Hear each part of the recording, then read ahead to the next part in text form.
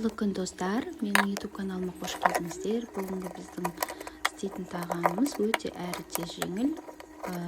На второе деген тамақ. Кешкі асқа асығыс болсаңыздар тез дайындап, осылай тауықтың етін алдым. На второйға тауықтың қанаттарын турап, майдалап, пиязды, картошка и помидор болгарский турадым.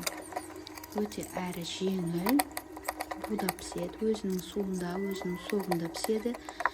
Бәрін үлкен-үлкен қып турап, бәрін араластырып, өзінің арнайы приправасын қосып, мына жерде картошканы турап жатырмын. Бұл тағам 4 кісіге арналған тағам. Бұдан да көп қылып жасасаңыз да болады, бірақ уже пакетке сыймай қалады. Мен 4 адамға дайындап жатырмын. Бұл жерде на второе приправасын салдым. Қаймақ қосып жүрсеңіздер, мүлдем дәмі өте керемет болады, сочный болады. Бәрін араластырып, дәміне қарай тұзын салдым, кішкене азырақ.